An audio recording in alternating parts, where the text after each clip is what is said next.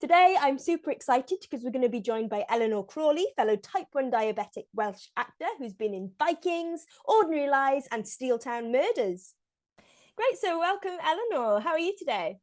Oh, I'm well, thank you. I'm good. Yeah, how are you? Amazing, I'm great. So you're a fellow Welsh actor and a Yeah, fellow T1D, and we just wanted to know how old were you when you were diagnosed with type 1 diabetes? I was 9 years old. Yeah, and it's a funny one, isn't it? Because looking back now, I'm able to kind of say it was an all right age, I think, if Yeah. there is an all right age to get it.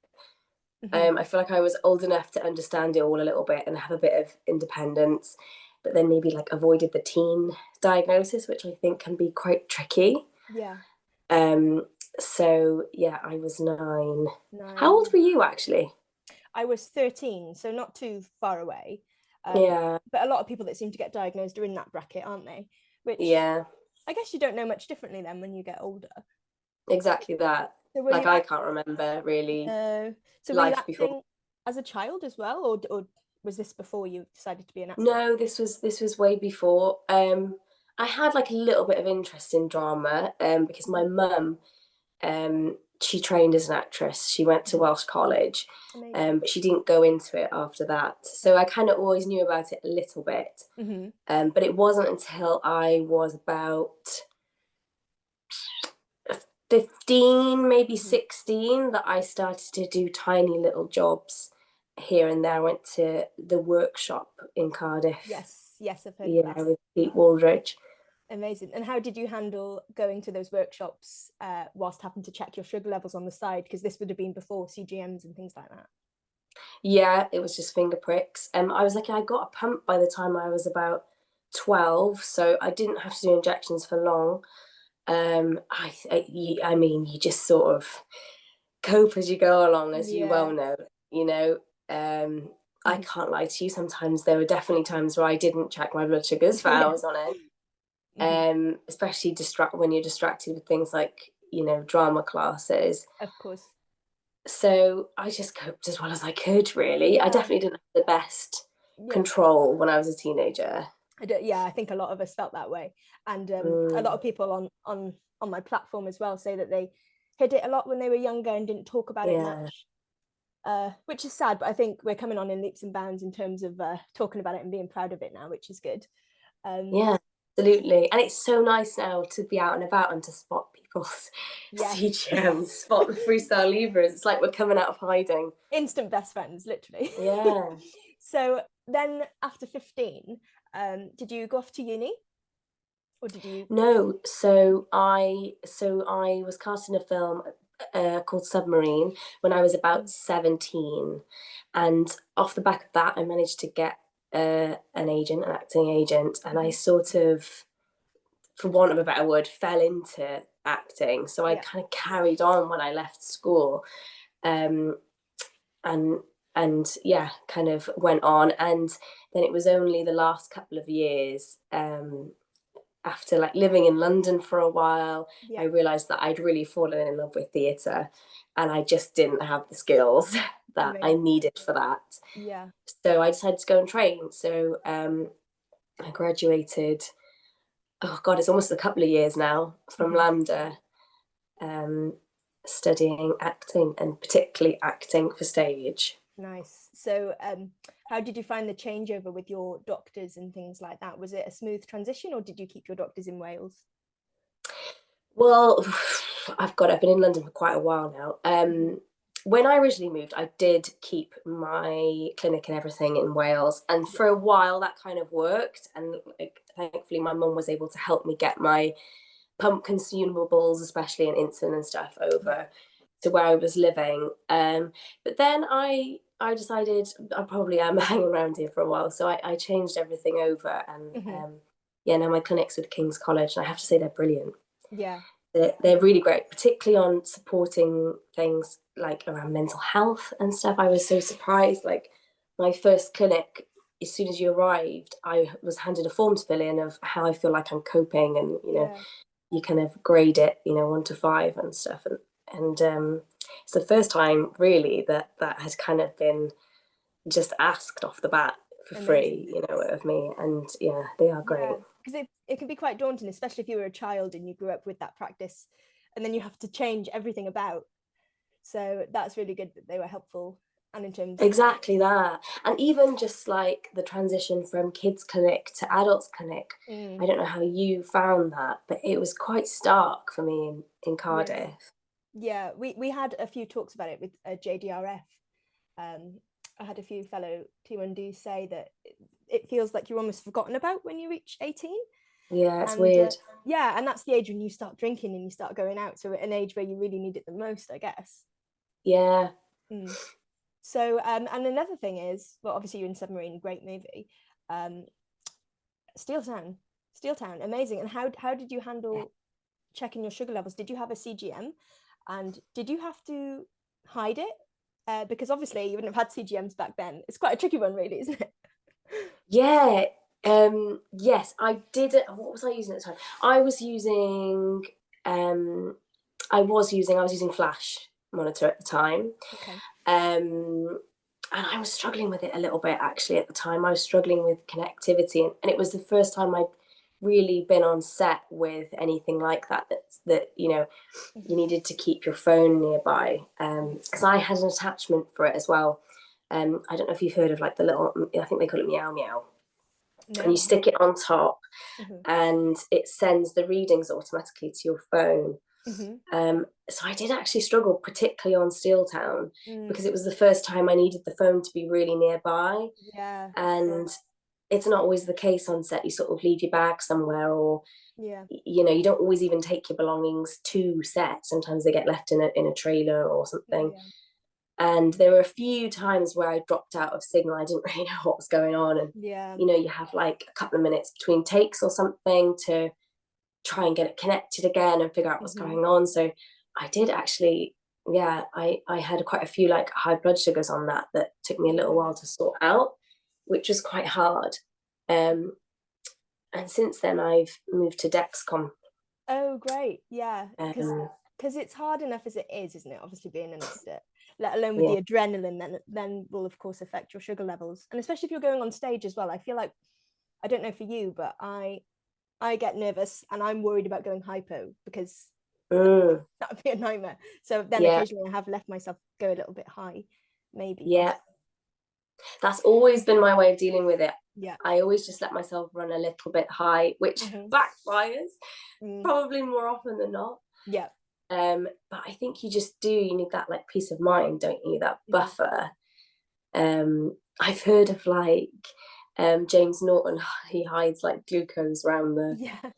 around the stage and stuff.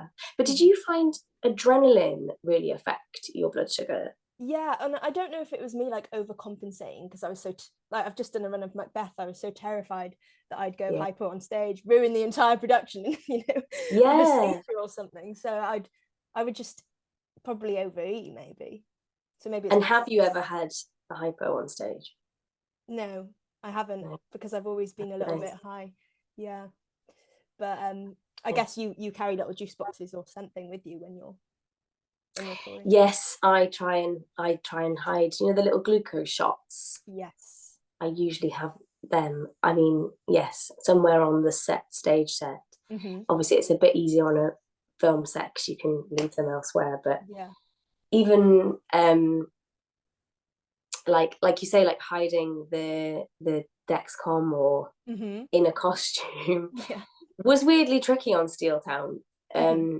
There's a couple of costumes I had which were kind of flowy. I had a lovely like flowy dress at one point, so that was all good. But like a couple of times they put me in a pair of flares or something, and I used to wear my freestyle on my thigh, on my leg, Oh, good. Yeah. and I've never costume. tried that. Have you not? No. No, I am going to though. Yeah, I preferred it because it didn't rip off so much. Mm-hmm. And for me, it seemed to be more accurate on my leg. But I mean, Yeah. don't hold me to that. I But shall let you know. Because I often think if you've got a self tape, for example, Anne Boleyn, like, yeah, I know. would you hide it if you were about to do a self tape or go for an in person audition? Like, It's such a tricky one, isn't it? Because generally, I'd always say like wear it as proudly as you can, mm-hmm. or I try to wear it as proudly as I can, because at any audition, it's always about trying to get to know you as much as possible. Yeah. And that is part of me. Yeah. And quite often quite a good conversation starter, actually. Exactly. Someone's always had a nan or a cat with diabetes. Exactly. Yeah. And anyway, it's quite cool now. Like, I think people are interested in the tech because it makes us sound bionic or something. I don't know. It does. And obviously we're in a thriving, diverse community now where hopefully we can show it off a bit more. And we're seeing it more represented in things like Hollyoaks and Coronation Street. Turning Red as well. That was a good one. Yes. But do you feel like the representation for type 1 diabetes is there, or do you think we can maybe make some new 2-indie movies? That would be great. I mean, it's always better to have more. Yeah. I mean, I think, it's always great to get people talking about it as much as possible. So, lovely. But yeah, it's definitely, I mean, I never ever would have thought that it would be in a animation like Turning Red. I mean, that was really cool. Yeah. You know what? I just remembered I auditioned when I was a child for something called Broken. And it was Cillian Murphy, and there was a little girl in it that had type 1 diabetes. No way. Yeah, I've just remembered. And I for some reason didn't tell the casting team or anything that I was diabetic, so I didn't get the role. No. Why didn't I? Do you know what I mean? I know. But it is so weird, like when you're young, there is that instinct to just carry on, especially if you're in high school or something. I certainly didn't. You know, I certainly tried to test blood sugars under tables and all of that. Yeah, oh yeah. But nowadays, all these kids have alarms and things, which I know a lot of people comment on my videos saying it's embarrassing. You know, the last thing you want is a loud alarm going off. I know. But it is helpful. Maybe if they could just make it a little bit quieter so only we could hear it. Yes, I always think if they could get it to just vibrate, because it's on your skin. On your arm. Yeah. If you could just have a little tap. Yeah, because when my alarm does go off, people are like, "Are you okay?" And I'm like, "I'm fine," but everybody does panic around me. To know about it. Yeah, the panic is real. Absolutely. So who is your favorite type 1 diabetic in the world, whether that be in the world? My God, I mean, is it a cop out to say anyone with diabetes? No, absolutely. I don't know. I think it just like you say, when you meet someone else with type 1, instant friends, instant like shared experiences. So many of them are universal, which is just so reassuring. Like I spent a lot of time growing up not wanting to talk about it, not wanting to have friends with diabetes, thinking that was somehow like make a big deal out of it, and we didn't need to make a big deal out of it. And the relief then when Twitter happened, you know, and there's hashtag GB-Doc, which is like GB Diabetes Online Community, and immediately you're linked up to thousands of from all over people the world with diabetes, and they can answer questions, and we've all got the best sense of humour, like Viva. We do, and I think we have a lot of empathy, which is what makes us good actors.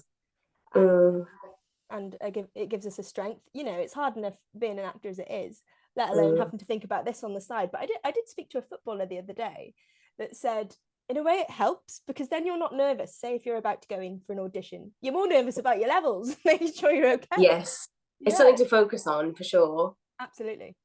Yeah, absolutely. And so who is your favorite actor of all time? That is another one. My favorite actor of all time, I mean, there's so many. Of course, you've got the greats like, you know, Emma Thompson, and I think if I had to pick one, I would probably say Emily Blunt. I just think she's a powerhouse. Absolutely. She's a powerhouse. Have you seen The English? BBC iPlayer it. Ooh, is it new? Ish, not new. It's a Western, and she's just, amazing. I think she's phenomenal. Yeah. Who's yours? Ooh. It's hard, isn't it? It is really hard. I'd probably say at the moment, Rachel McAdams is a really good diverse actor.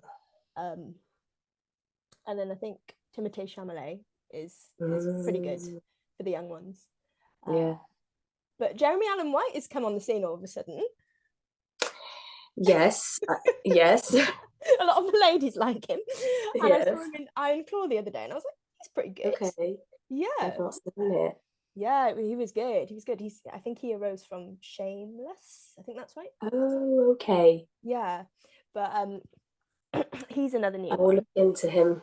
But you know what? I love it when I find an actor and I have it, as we do when we watch something. We can't just watch it normally. We have to go on IMDb. Yeah. I remember seeing Steel Town and I was like, oh, she's really good about you. I had a look and I was like, oh, fellow Welshie, yes. Fellow Scorpio, is that right? Yeah. Yes. And then I was like, type 1 diabetic, how have we not met? Yeah.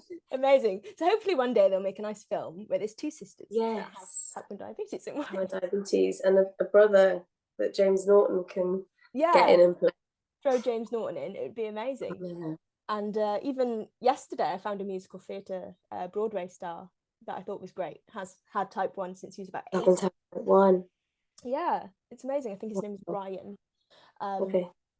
But it's amazing. And what kind of advice would you have for anyone with a disability or autoimmune condition who wants to pursue the arts or anything that's, you know, like sport or something that requires a lot of strength, I guess? Oh gosh, do I have any advice? I mean, God.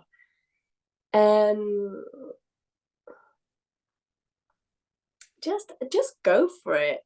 Mm-hmm. I think I like, generally in life and in work, I have had a lot of fear, and like, you know, we all suffer from imposter syndrome, and I think there is a little extra layer with the diabetes that can sort of linger around, of like, for me anyway, kind of, well, my body's not even capable of keeping itself alive, so you know, who am I to think I could, you know, do anything, you know, act or mm-hmm. do anything in that industry. So just check yourself for that, check yourself for that imposter syndrome, and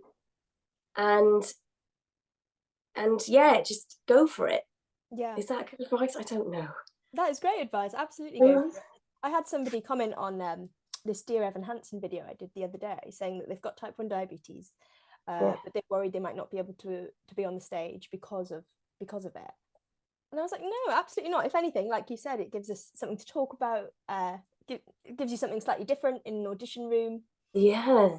Which would be amazing. God, absolutely. It's so doable. It's so doable. And yes, sometimes the extra planning and the extra thought process sucks. Yeah. But it is so doable.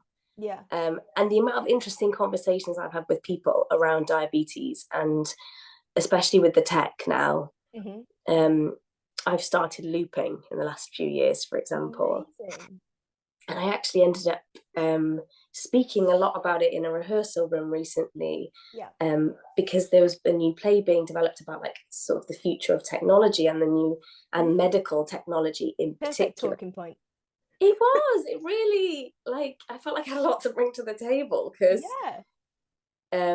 because my system is kind of, you know, what's the word? Not self-built, but, you know, I had to set it up myself. It's not something that's like NHS available. I just found out about it by accident. And yeah, I think it's interesting. Yeah, is that the closed loop system? Great. And have your sugar levels changed at all? Have they become pretty good since? They've changed massively. I mean, when I started using it, my HbA1c just immediately dropped. Wow. And it felt like, it's a lot of work to get it set up, but it felt like it dropped for free, really. Yeah. It's worth it. Because it's not perfect, you know, and I still have to put a lot of work into like tweaking it and changing things up if my lifestyle changes, especially. Yeah. But for example, just overnight, when you haven't got any other influences of food or exercise, it's just can keep you in check, and that's a lot of time, really. Yeah. And that's linked with the Dexcom, isn't it? That's linked with the Dexcom and my insulin pump. Amazing. So yeah. Fab. And so if you don't mind, you don't have to answer, but what is your HbA1c at the moment? Last time I had it checked, I'm still in old money as well, so I don't know if you're in the new money, but last time it was 6.1, I believe. That's good. I think mine was like 46 or something, but so I don't know what that translates to. Yeah. I think it's around the same. 6 Yeah, centimeters, similar. I which is think you might be below. yeah, which is the best I've Um, ever been, because I'm talking about it with yeah, people like you, and looking up to people like you who aren't afraid to say, I've got it, and we should be proud of it. absolutely. Mm-hmm. Absolutely. It's like a whole other, I always say like, and I think it's a lesson in also being kinder to yourself when you've got it, because it's like having a little child, Yeah. whilst everyone else is cracking on with their lives and exercising and fitting things in and having busy, stressful lives. Yeah. We're doing that with this Yeah. whole other thing that we have to look after, and this whole other thought process into the future of, if I go for this walk, I'm probably going to drop, but it's okay because I've just eaten lunch and I've given half the insulin, but we need to leave now. You know what I mean? And it's Constantly thinking. it's an incredible strength, Mm-hmm. an incredible strength to have, really, which feels, weird to say about myself, but easy to say looking at everyone else doing it. No, absolutely, it is a superpower, and I'm seeing Mm, all these young ones online have it, and I just think, wow, mm, these like 2-year-old mm. kids are so strong, I know. absolute warriors, and their parents as well. Mm-hmm. Which is why it's great that we keep talking about it, and people like Nikita are on Strictly, and if we're constantly seeing these things and we're like, okay, it's something to be proud of, and we're not abnormal, because growing up I thought I was the only one in the world that had it besides Nick Jonas. Yeah, exactly. It was always Nick. It must So be true. but yeah, and that we're not alone. But I did look the other day, I don't know if this is correct, but ChatGPT told me this, Yeah. because I think there's 8 million type 1 diabetics in the world, and about Oh wow. however many billion people in the world, 500 Yeah. million. And it turns out it's like 0.01% of people have type 1 diabetes. Wow. Don't quote me on that, but that's mad. Yeah. Yeah. If It's that is actually, true. yeah. So no wonder, not many people have it. And I don't know if you're the only one in school having it growing up. Um, Certainly in my year, Mm-hmm. I knew somebody as I got older. Weirdly, a younger family friend, was diagnosed the same week as me. So Wow. she kind of joined the school as I got older. But Yeah. yes, for a while, I think it was only me. Yeah. Was that the same for you? I think there was a girl a few years older than me, and yeah, no, there was, but she left because she was a lot older than me. But she was really kind when I got Oh, diagnosed, which was nice. But it is nice to look up to someone. But also at the yeah, time, you're like, why am I the only one that's got it? Am I? yeah. Am I different? But it does help when you've got someone to look up to, and that's why TikTok and things like that are great right now, Mm, and Instagram. Um, but that's amazing. Thank you so much for talking to me, and giving us that insight that you can do anything if you've got type 1 diabetes, right? yeah, no, well, I hope so. Yeah, no, you can, you can. Except join Yeah, the no, army. except in the army. Yeah, fair. But it's fine. I'll pass on that one anyway. We'll be in a film Um, about it, but we won't actually join. yeah, it's fine. That's fine. It's practically doing it.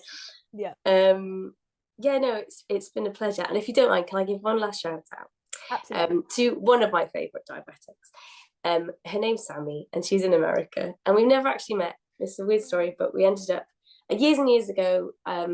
Her dad or her mum got in touch. No, her dad. So somebody got in touch with me on Twitter and managed to stay in touch when after she was diagnosed, and she's grown right up now. She's